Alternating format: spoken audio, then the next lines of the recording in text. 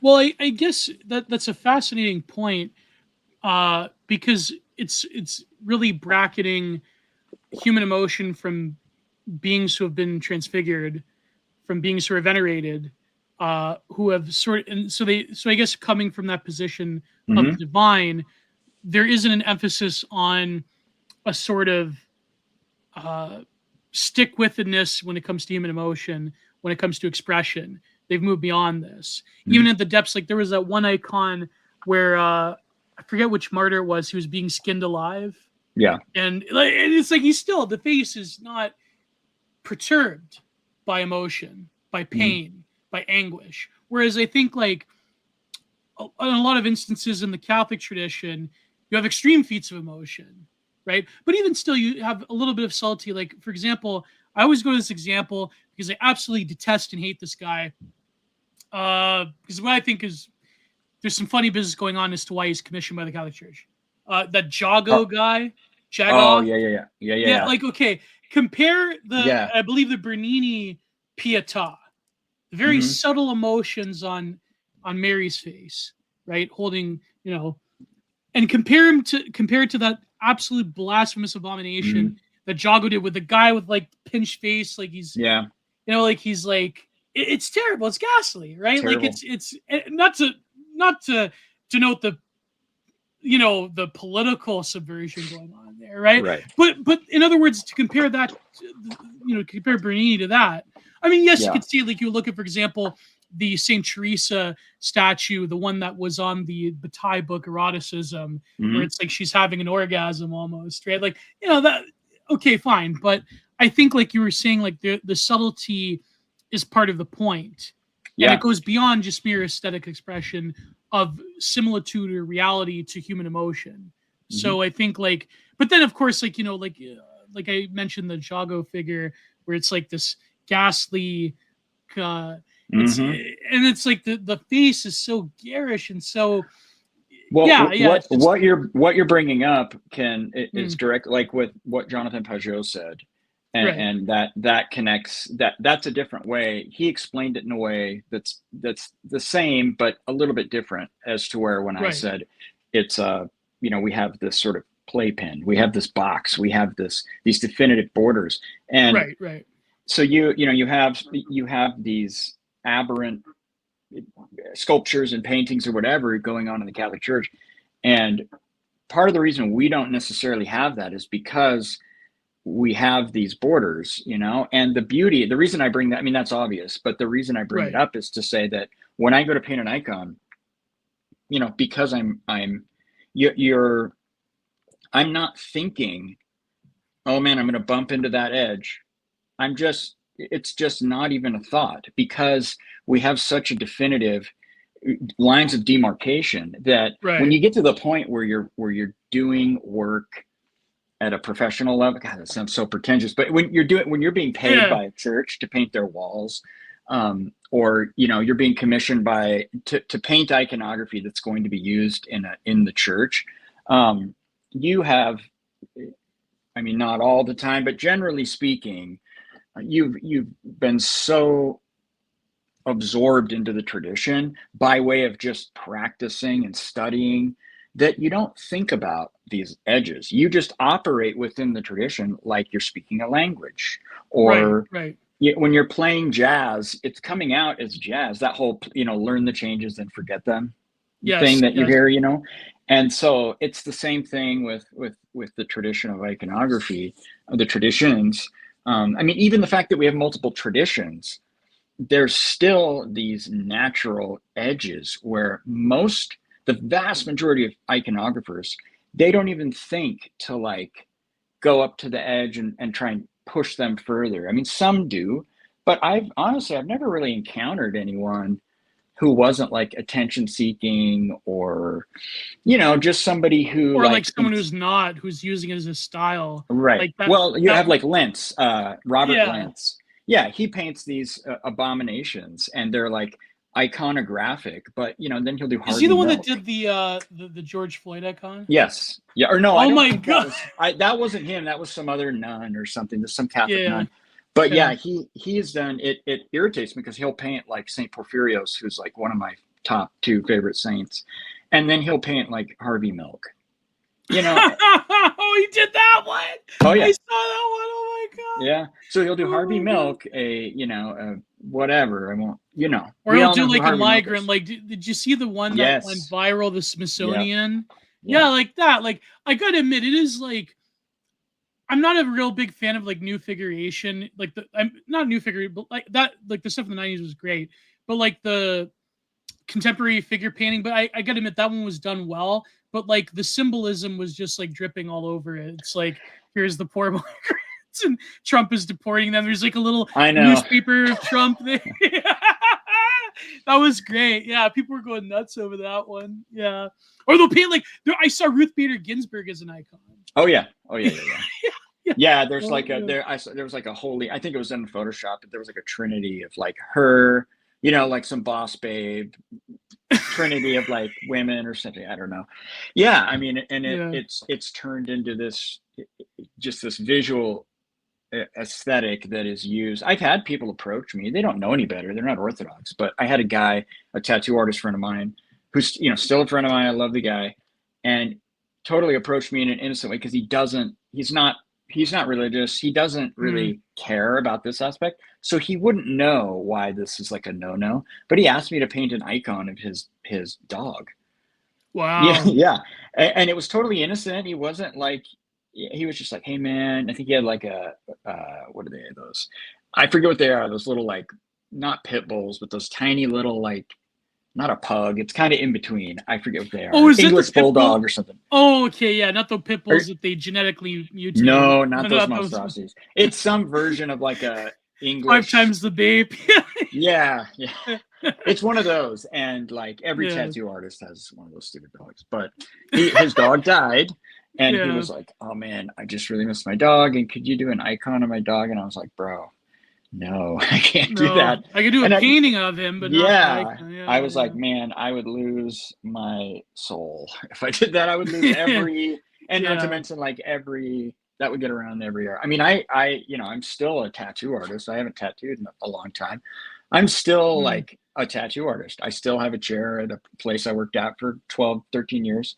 And so, and I'll tattoo again. I don't really have any like moral issue with it. I've never had an issue with it, to be honest, but I separate the two for the most part. I don't hide the fact that I'm a tattoo artist, but from a business perspective, especially, I separate the two. I don't advertise both at the same time on either of my, like I have an Instagram with just tattoos, my tattoo stuff. And then I have my, the Instagram with all my iconography stuff. It's you can definitely figure out that I'm a tattoo artist, but I don't cross pollinate because, it's scandalous to some people, and I want to respect them. And from a business standpoint, it just doesn't make any sense. So yeah, exactly. Yeah. So there's very strict delineation of a secular and profane. Yeah, that's the other reason too. Yeah. But if you have more time, oh yeah, we're good. But where do you find yourself? I mean, you're a very interesting character in that you have gravitated to the online rape, but like, just even like aesthetically, it's like, who's this guy? Like, he's covered in tattoos and he's this artwork, and you don't fit the template for reactionary. So, no, I mean, I think, I mean, as an aside, I see all like I find it curious and funny, all like the anti-tattoo stuff, which I expect, especially from these new kids or whatever. I expect it. Well, frankly, like the millennial, like the stick poke tattoos. Yeah, that is not a good thing. I mean, tattooing, part of the subculture of tattooing is it's intended to be fringe. Right.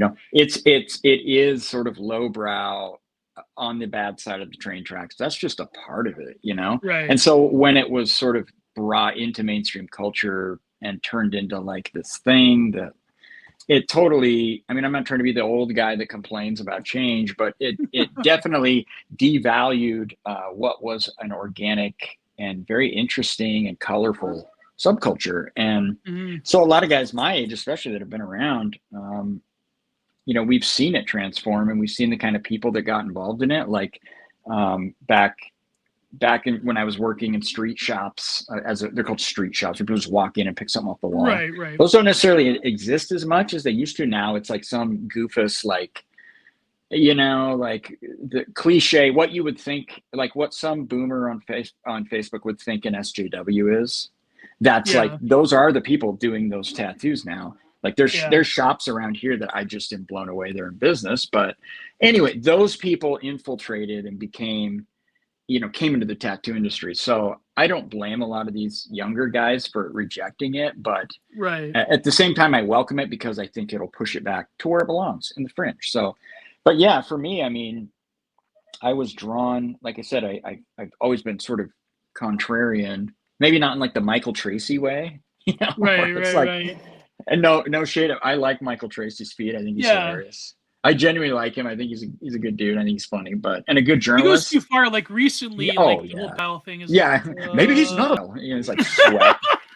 His hair's all over. He's like sweating, trying to find a way to. There's no evidence. Yeah.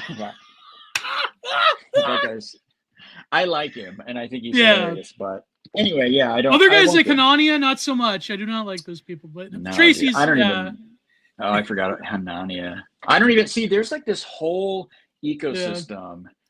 As someone that came out of a lot of really pretentious music subcultures, like I've been a tattoo artist for over 20 years.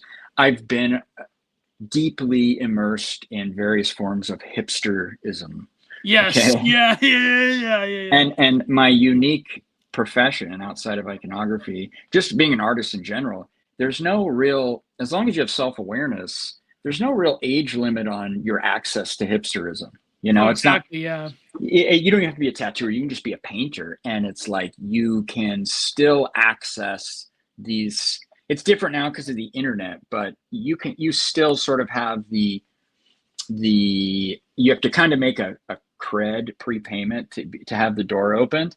So with any kind of art or creative background that's not seen as passé, you can sort of make your way into it and at least be an observer. And so I don't know if that sounds really goofy, but you kind of know what I mean. And so when you see it, hipster. Exactly. Yeah. And so it doesn't mean I participate or have any interest in it, but I definitely am aware. So one more question.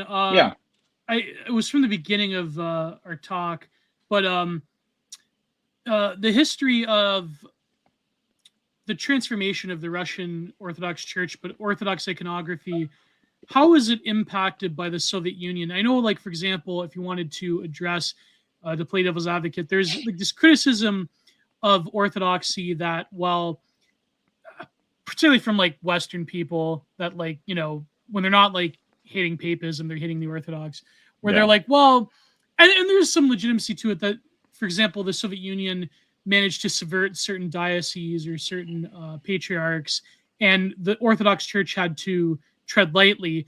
But how was the practice of icon writing, and how was the stylistic choices?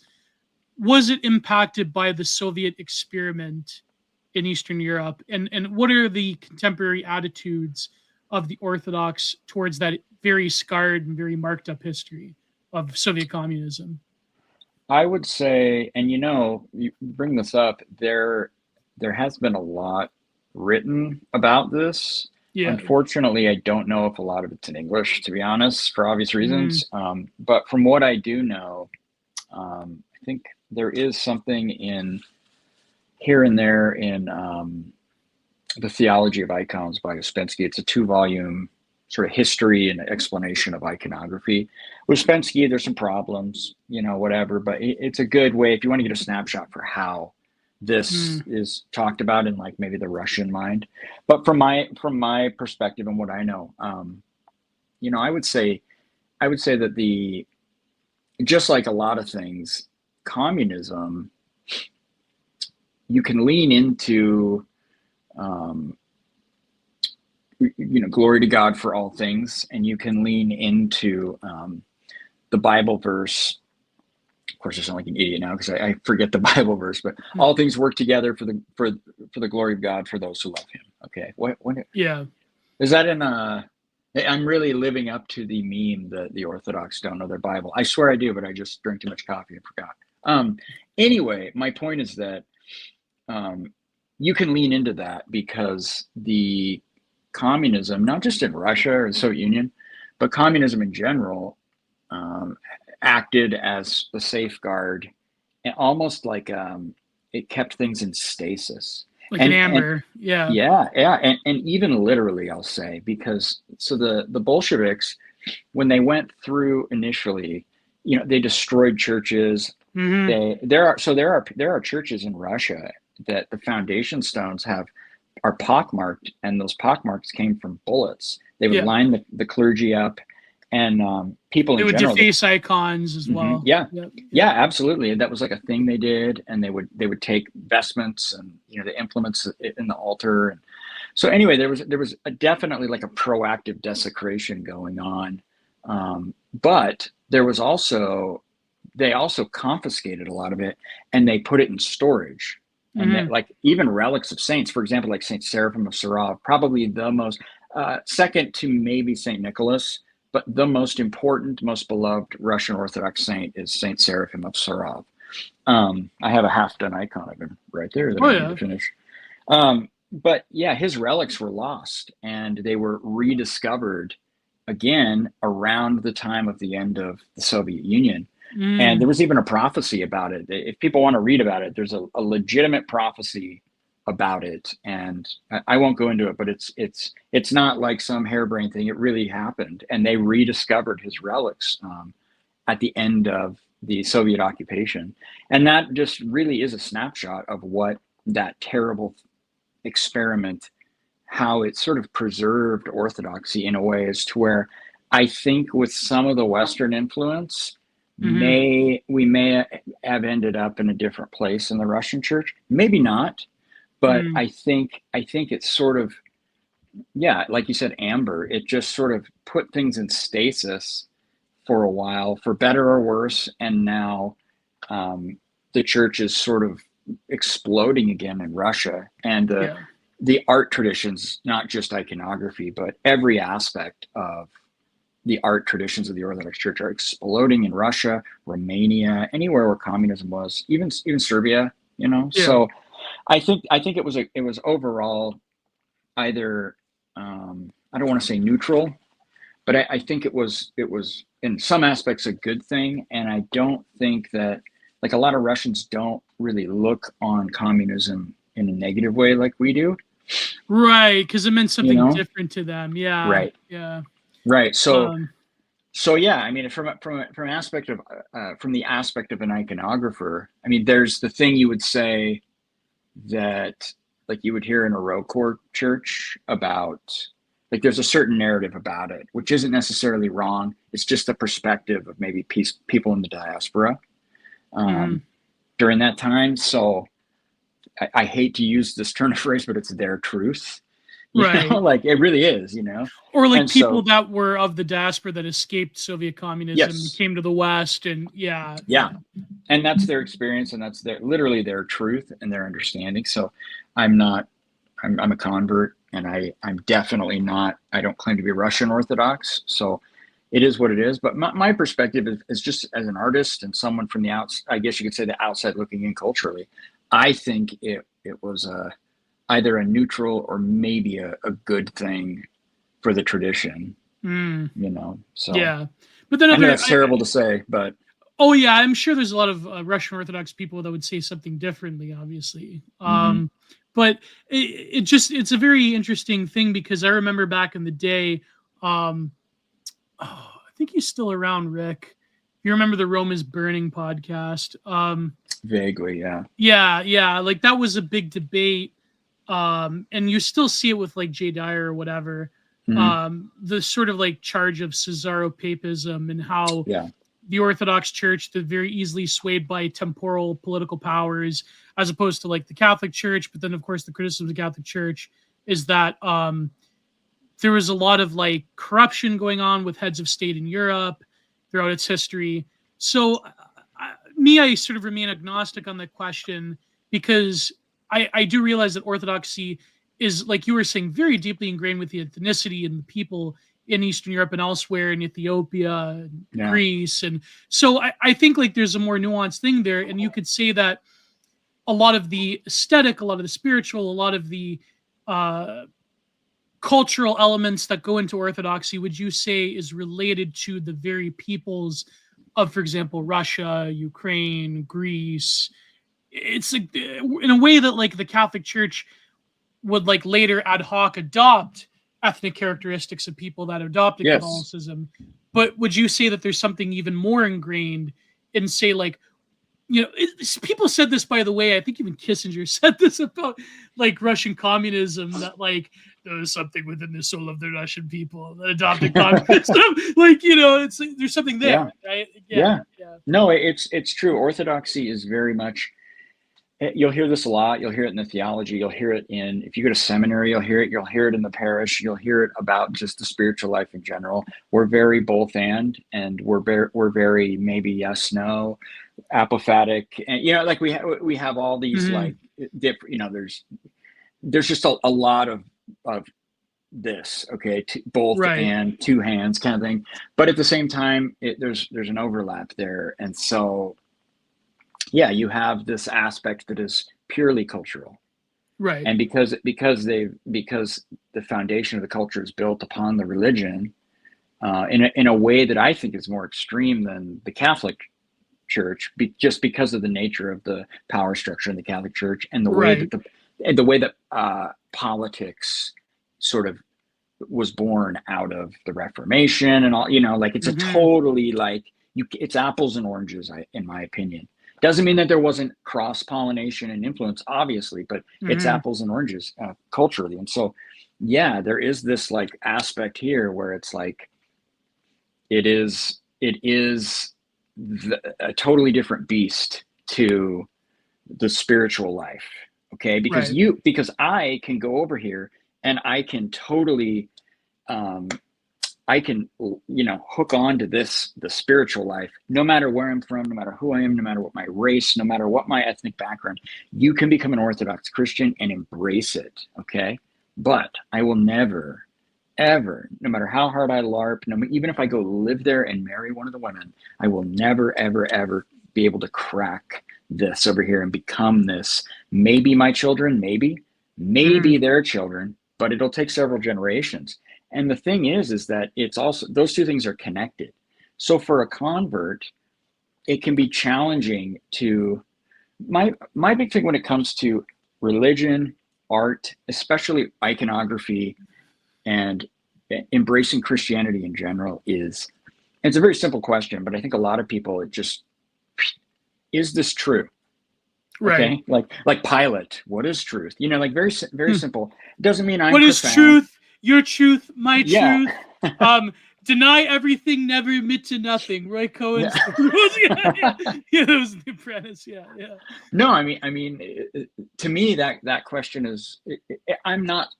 A lot of people have asked. Everybody asks that, okay? Oh yeah. But I put that in front of everything regularly because it's easy to get caught up in the trappings of whatever super cool religion that you've adopted or your culture. Like there's people that do it about Southern culture.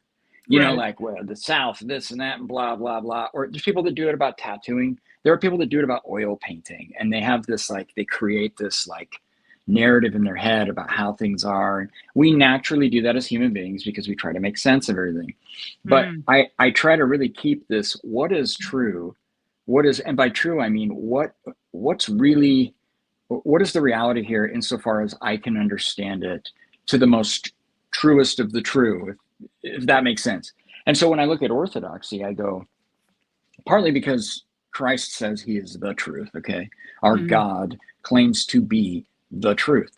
So if I take a look at iconography broadly, and I come to find that a lot of the iconology has been sort of overlaid onto it later on, that's just true. So I can either buck against it and cope and say it's not true, or I can accept it and go, okay, that makes sense, but it's not going to devalue this. The same thing with like the cultural aspect. Like, is it true that I need to convert to Orthodoxy and then become a Russophile? well, no, I don't have to No. do that. You know, is it true that if I become Orthodox and move to Russia or go to a ROCOR parish that I need to enjoy eating mystery meat at Easter? You know, like at Pascha, do I have to eat the Russian mystery meat? Like to be Yeah, yeah. Orthodox, like, no, man, you can have a hot dog and some vanilla ice cream and be an American, you know? Yeah. And so trying to like, the hardest thing for anyone who comes into what would be a foreign religion like Orthodoxy, regardless of the ethnic expression in the States, is the highest hurdle will be with themselves and Yeah. their ability to face the fact that they're not going to understand or accept this religion, especially or Orthodoxy specifically. They're not going to be able to interact and engage with it in the truest of sense for many, many years. And Mm. that's why we see a lot of like people online, especially younger converts, who are just a meme, because a lot of people have always gone through that when they convert, you know, but online, a lot of these younger people, not just younger people, but people that convert to Orthodoxy by way of a lot of the debate and a lot of the back and forth and the YouTube and all the stuff now that's And like online. you're saying, it has a mystique and a mysticism that they Yeah. find compelling. Yeah. Yeah. And there, I mean, my point isn't to, my point isn't to, I don't want to use demonize in this context, but you know, I'm not trying to like throw shade at that and that whole sphere and how things are done there. I'm really not. But a lot of these people need to know that like, you're not going to hold to this perspective for very long. And if you do, you're going to come up short, because that's not really Orthodox Christianity. You know, Right. like if you talk to anybody, a convert, especially, like I have a really good friend who, you know, he had a podcast on AFR for many years. He's a pretty well-known guy in the Orthodox sphere. He's an older guy now. And I call him for advice a lot. Well, when I can. And he's not a priest, he's just a layman. And me and him, I've come to the same conclusions as him about being Orthodox. And you reach a point where all of the bells and whistles and all of like the iconography and the books about clairvoyant elders and the miracles and all that stuff is great, and it's there, and you familiarize yourself with all of it. You can say this about Catholicism too, by the way. Yeah. You familiarize yourself with all of that, the trappings of it, but you're still left with wrestling whether or not you believe that Jesus Christ is who he says he is. Yeah. And the basics of, regardless of if you're a Franciscan or whether or not you want to do the Jesus prayer and have an icon corner, you need to wrestle. You're faced with the reality that like, it's hard to be a Christian, a real apostolic historic Christian. It's hard to be this kind of a Christian because of how mundane it really is. Yes. Yeah. And that's something that these people don't expect. It's like, that's what's hard. It's not hard because you're gonna have your skin ripped off, hopefully. You know, it's not hard. That's not why it's hard. It's hard when it becomes boring, because it will. Mm-hmm. That's just the reality. You're gonna When you're not fighting the culture war, it becomes boring. Yeah. Yeah. Yeah. It's Yeah. like when you're standing in divine liturgy, you know, your fifth year in, and you're like, I don't really like this. And that, you know, that, me personally, I would much rather go to a Catholic mass, and I'm open about that. Because it's what I'm familiar with. I grew up in it. Like I love Catholic art. I love Catholic chant or Catholic. Comfortable old shoe. Yeah. Yeah. I still love Orthodox chant and obviously iconography. I love it, but I also love that too, and I miss that a lot of the time. But you know, God placed me in Orthodoxy, obviously, Yeah. and so yeah, so that's when it gets hard. And I try to tell people that, and they always misinterpret it like I'm, you know, like, well, yeah, like I'm not gonna, you know, like I'm not gonna lose my fire or some goofy thing like that. And it's like, bro, when you find out that like your priest isn't a holy guy, when you find out he's an asshole, or like when you see that, oh, another bishop got in the Orthodox Church got busted for doing it with a woman, or Yeah. you know, like we might not have the same degree of issues as Rome, but like, yeah, there's problems in Orthodoxy, and you can say that, and then these people will say, oh yeah, I know. It's like, no, bro. Like when the shiny new toy wears off, that's when it gets really hard, because Hmm. you're not only going to be faced with the what's required of you spiritually, you're also in an alien culture, Yes. Well, and you it's don't have that something to lean into, so it's tough. exactly. Well, it's something that Owen Cyclops said about when he was younger, his dalliances into Buddhism and the New Age, where he said that he came to a point where he's like, at the end of the day, even if I learn Sanskrit, even if I learn Pali, I'm never going to be like a true Buddhist. I'm never going to be a Tibetan. I'm never going to be an Indian. Yeah, And so he's like, it's very crushing, but it's, unless you're born into it, it's one of those things that you just have to accept. Like, yeah. but do you feel like there's what's driving a lot of younger converts is there's a fundamental dissatisfaction? Like, I came across a good example. I was rewatching. Do you know that documentary, Until the Light Takes Us? Yes, absolutely. Yeah. Okay. I've seen it a whole bunch. Oh yeah. Do you remember the one part Fenrez from Darkthrone? He said, I know, and it was in the art gallery. This guy that does black metal type paintings, and The he goes, Gorgoroth dude. no, it's another artist in Oh. Norway. Oh, No, okay, I okay. know Gorgoroth is a painter, but it was in Until the Light Takes Us, and Fenriz was like, going through the gallery, and he goes, I know that in Nicaragua they have, that they were suppressed, and these artists, they did these very bright colors that were traditional, this traditional, Hmm. Mesoamerican art. And he goes, that's always the color of oppression, is that to have something bright, because it's the only thing that they have that's bright and colorful. Because me, I always liked more complicated art that comes from people in North America and the first world, because it's like, I always found that dissatisfaction with abundance and with Mm. a comfortable, easy life that creates better art. Yeah, And so, do you think like that was a great point by Fenriz? That was an amazing point. 100%. Um, And it's do dead you? on. Yeah, but do you think like there's something similar to why people gravitate towards traditional apostolic Christianity, or other things that they perceive as more ancient and more mystical? Is that there's a dissatisfaction with modern life that draws them in towards something that's beyond themselves in a very alien way? Mm. Because like the average like kid growing up in like North America, that's exposed to the culture industry, that's exposed to like slop of all sorts, Yeah. and they're rejecting. I guess you could say the same as like, why is it like, pudgy ginger bearded kids in the UK, like why they Oh convert to yeah. radical Islam? Like it's Dino Badunya. yeah, Tina Batunya. That's a great example, Yeah, right? It's always ginger kids too. I don't know. always. Yeah. But do you see that as an impulse that people? But at the same time, I would disagree in the sense that maybe in the '90s, like when Fenriz was talking about the creation of black metal, maybe you could say that was like that. But like, definitely, we're not living in the same like crisis of abundance and easy living. If anything, life's getting harder. Like even here. Right. So, I mean, but the point still stands, though. Point still stands. Yeah. yeah, I mean, I think what's drawing people to Catholicism and Orthodoxy in general, or just traditional expressions of Christianity, is, Mm. and I mean, I'm gonna answer, and I'm gonna take out maybe this idea that God is I'm going to take out the spiritual aspect insofar as I'm attributing any of it to like the work of the Holy Spirit.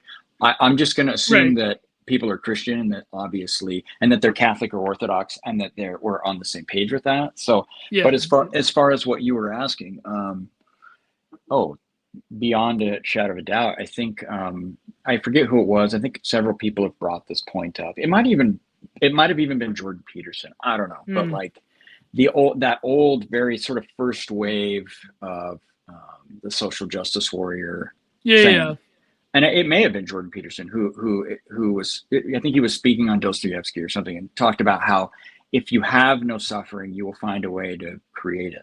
Yeah. You Yeah. know, Yeah. Yeah. Exactly. Yeah. you will Yeah. find some sort, like, seeking out oppression, seeking out, trying to turn over every rock, and seek out some sort of adversity, uh like something pushing at you that you need to push forward. Because if everything is, wasn't there an old Twilight Zone episode where the guy shows up and thinks it's heaven, but then he realizes he Oh can have yeah, the anything he gambler. wants. Yeah, And the yeah, gangster. Yeah. yeah, and He it's always actually won. It's hell. terrible. Yeah, it's Yeah. actually hell. So like, Yeah. yeah, the natural human impulse to avoid suffering, but at the same time embrace it with meaning, you Yeah. know?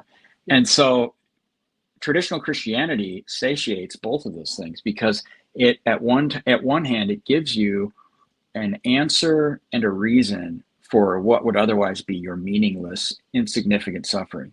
Yeah.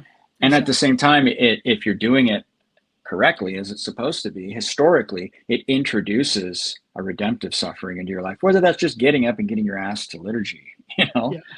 and it provides both of those things. And I think personally, that's as fundamental to the health of a human being as water and food. Right.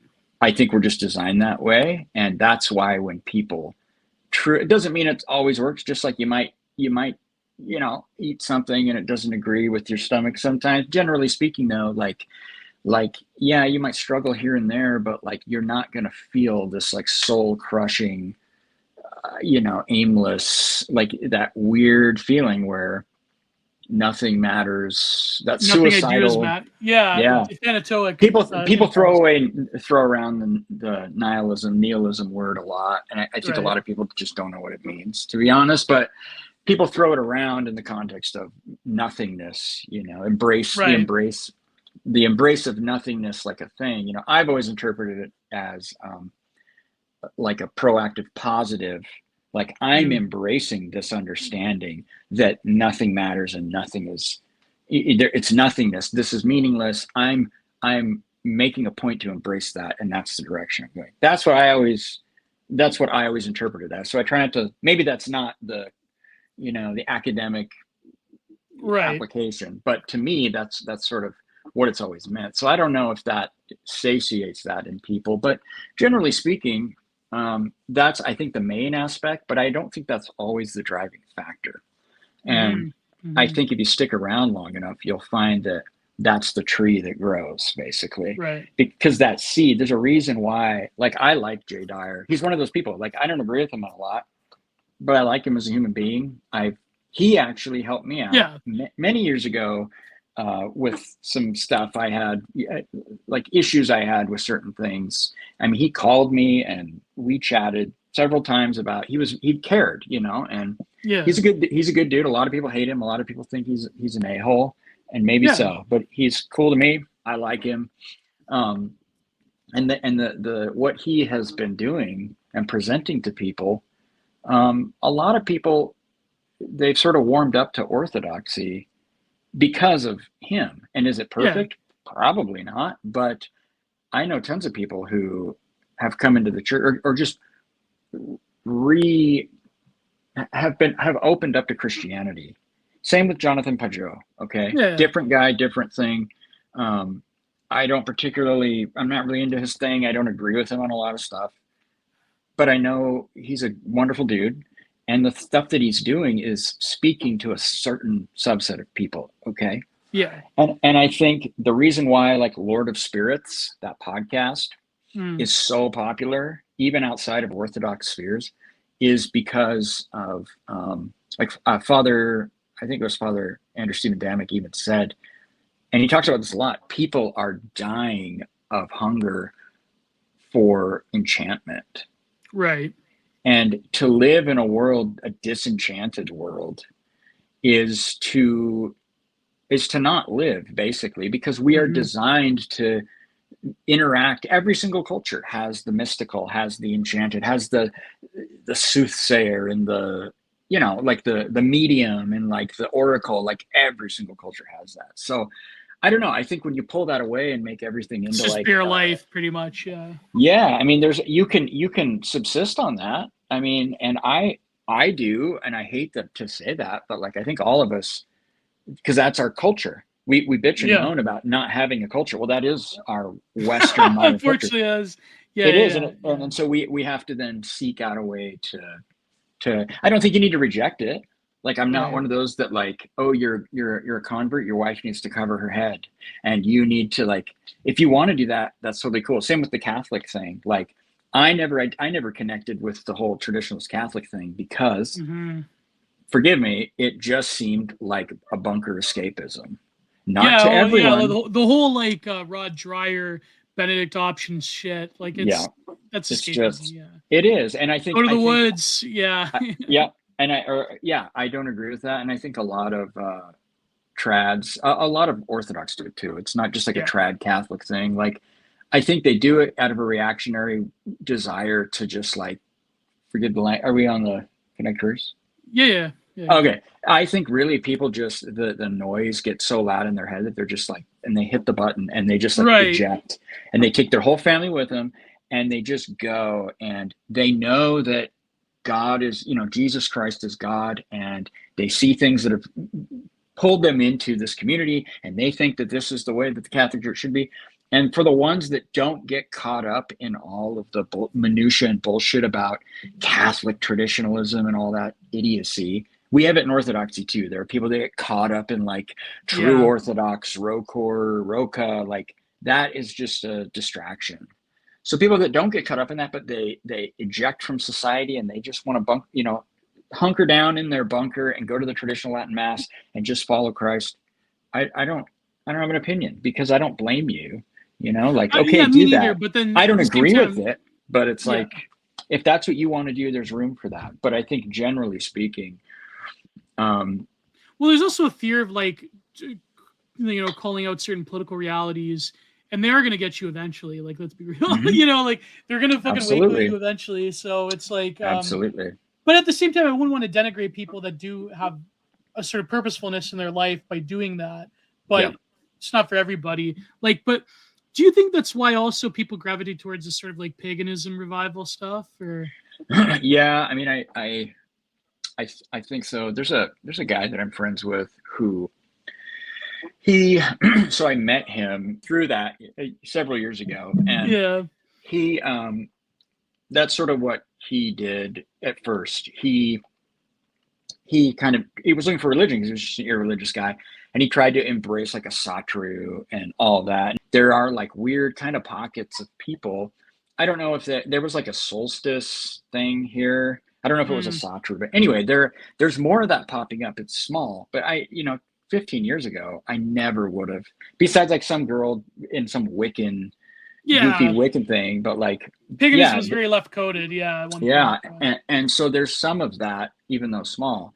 So anyway, my friend who was sort of involved with that whole thing, anyway, he sort of got back into spirituality or religion via paganism. And when I talked to him about it, his point was that, like, he said, if you are someone who is looking for truth or looking for some kind of spiritual reality, and you're not completely just lacking in self-awareness and divorced from the fact that you are looking for reality and truth spiritually, he said you'll soon discover that oh, that's just nonsense, and a lot of it is totally made up whole cloth very recently, Mm, because my issue with it is there's no living tradition, and you're basically going mm, off of like one click away from like Marvel Comics level like understandings. I mean, there's a historical understanding of what they think, but like there was no living tradition that you can kind of tap into. It's like a resurrected mystery religion that's probably almost 100% not really what this was. And and again, I'm not an expert, but some of the people I've talked to about it, especially like a Satru, I think it's a Satru. Yeah. Um, a lot of people will admit to that, and mm. say, oh, well, there's no like organized hierarchy. It's just my Well, even connection Varg to says the, he doesn't actually believe in theistic that's what I mean. paganism. Yeah, Yeah. And actually, Dr. Matthew Raphael Johnson has a whole, like several podcasts where he did explaining what paganism means. He said, it's mm, stupid to think that it's just he said, it's not just like a religion. He said, right. anyway, if easy to find if you want to listen to it, but it was eye opening for me because I didn't know that. He said, it's more than that. And it's almost like it's a lens by which you view everything from the seasons Yes, of to course. gods to. So I mean, there are people who embrace paganism broadly.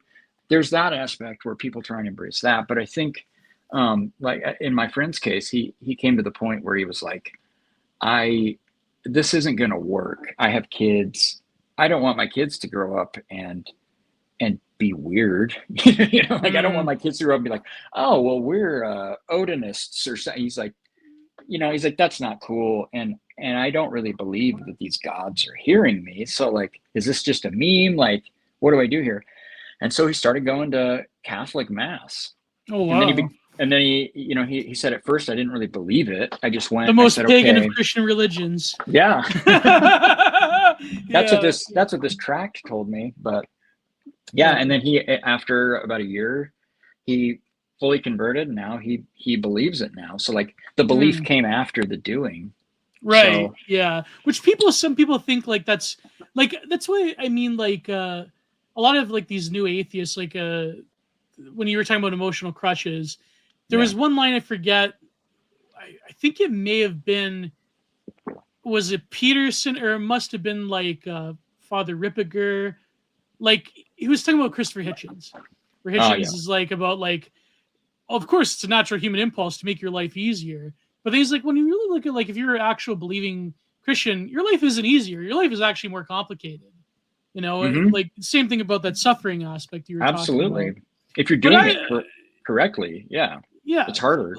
but I mean, I don't have no problem with paganism. I mean, I'm pretty open minded, but at the same time, I understand, speaking of that documentary, Until the Light Takes Us, where Varg, he's like, when you grow up in a society and, young people, they're not given any direction. They're told what to do, but they know instinctively that things are not right. And so Mm-hmm. they rebel. But that is You I sound think a just very like powerful. him. I love that. Yeah. I love how, I know some people say I don't do it too well, but yeah. One time we were in the shop and we were talking about anything. We were talking about cornflakes, and I say, oh, I like my cornflakes crispy. He's like, no, I like my cornflakes soft. They gotta be soft. You let them sit there.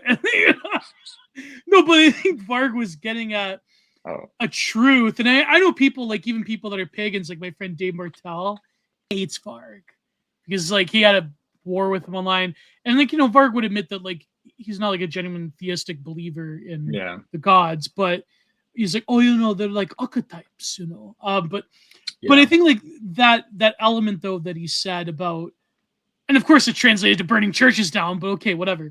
But Yeah. Duh. but I think that there is an element of I want to discover something that is a part of me that's been lost by history, and Right. young people aren't given very much direction. But I think specifically when it comes to orthodoxy and you were saying the ethnic and cultural element, Yeah. there was a rich tradition of paganism in Eastern Europe, but Mm-hmm. I think that has been sort of lost over time, and orthodoxy managed to become the very root and soil of who those people actually are. That could you really differentiate orthodoxy from what it means to be a Russian or a Ukrainian or a Lithuanian, or, well, I should say Lithuanians is a bad example. They actually do have what approximates people have said a living pagan tradition. They Right. retained it the most. But when it comes to being Polish in Catholicism or being Serbian in Orthodox, you can't really pick those things apart. And Yeah. so, from your perspective, the sort of obsession that a lot of people, especially in the right wing spaces, have about the root culture of a people, that Yeah. becomes very complicated with Orthodoxy. And so, how would you respond to that sort Well, of pagan charge of well, tradition and rootedness? Yeah. I would say on one hand, the accusation that Orthodoxy, Catholicism, is a paganized Christianity, I would say that's 100% correct. Mm-hmm. Like Yeah, that's true. it Yeah. is, but I don't see that as a negative because Me neither. that's how it's was supposed to be, right? And so I'm not once I've said this like 20 times, I'm not an expert, but Father Stephen DeYoung, he has a series, probably better in my opinion than any of his podcasts or anything. He has this 2-part series on YouTube. I think it's called oh my god, of course I forget. I think it's called The Old Black Magic, Part 1 and Part 2, and it's this lecture he gives at a parish in Florida. I've listened to it 20 times and I still get something out of it. It is one of the most fascinating lectures about historic Christianity I have ever listened to in my entire life. And I'm not being like sensationalistic. It is mind-blowing, and it's sort of a gateway into some of the interesting aspects that they talk about on their Lord of Spirits podcast. I was not a big fan of that podcast at first, the nerd banter, and like I was a little skeptical of some of it. I don't listen to it regularly, to be honest, but there's good stuff in there. But this 2-part lecture, if anyone's interested, I highly recommend it.